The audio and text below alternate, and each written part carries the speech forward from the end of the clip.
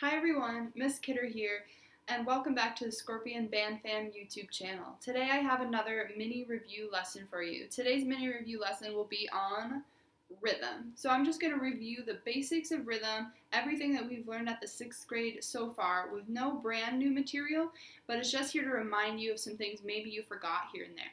Okay, so let's get started. The first thing I want to talk about is the difference between notes and rests. So on my board here, I have all the notes that we've learned and all the rests that are the same length or the same beats per measure. So remember that whenever there's a note, which all have like a little note head like this and a stem for most of them, all notes are sound. So a whole note, for example, is 4 beats of sound. And all rests are all silence, which means that you don't play your instrument or sing or whatever you're doing. So whenever you have a rest, for example, a half rest is 2 beats of silence. So just remember, notes are always sound and rests are always silence. Okay, so moving forward, let's start with our longest value of note and rest.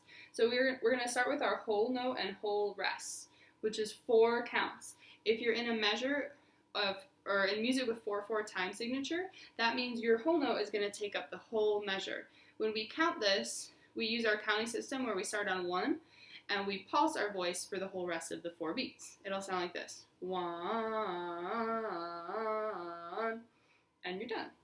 Moving on, we have our dotted half note. Dotted half note. We haven't learned the rest for this yet, so don't worry about that. A dotted half note is worth 3 beats. Our counting system for that is the same. You're just going to stop after 3. 1. Okay, moving on, we have our half note and half rest. Remember, the half note has a note head and a stem, and the half rest looks like this across the whole measure, okay? So when you see a half note or a half rest and a whole rest, notice that they look very similar. So remembering that our half note and half rest is 2 beats, we would count that like this. 1.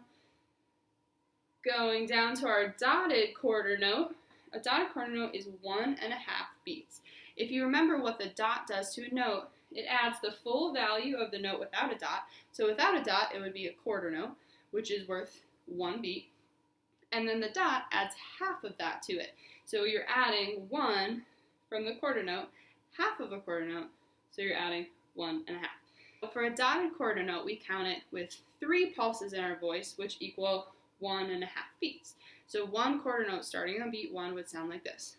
1, and then stop halfway through the second beat. 3 pulses in my voice. 1. Moving forward, we have our quarter note. This is the easiest one, and it's one that we learned first. 1 quarter note just sounds like this. 1. Quarter rest is kind of that squiggly guy right there. 1 quarter note is worth 1 beat. If you have a measure with 4 quarter notes, that's 1 full measure. It'll sound like this. 1, 2, 3, 4. Okay.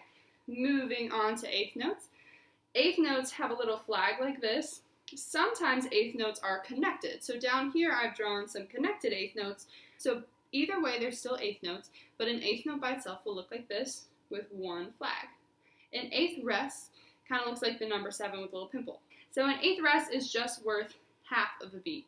Now be careful not to be confused. It is called an eighth rest, but it doesn't mean it's an eighth of a beat. The name of the note isn't the same as how many beats it is. So an eighth note, we use 1 te, 2 te, 3 te, 4 te. So for example, if I was going to count a whole measure of eighth notes, it would sound like this. 1 te, 2 te, 3 te, 4 te. So a full measure of eighth notes would equal 8 eighth notes. Down to 16th notes. A 16th note has 2 flags on it, or 2 stems. So one 16th note by itself will look like this. 1 16th rest will look like this. If you notice, it's very similar to eighth notes and eighth rest. It just has that extra little line on it. Most of the time we see our 16th notes like this, where they're grouped in 4. So if you have 4 16th notes together like this, that is the same as 1 beat. So 1 16th note by itself is equal to 1/4 of a beat. Okay? Remember that we count 16th notes with 1, ti, te, ta. All of that is in one beat. 1 T ta, 2 T ta, 3 T ta, 4 T ta. That's a full measure of all 16th notes.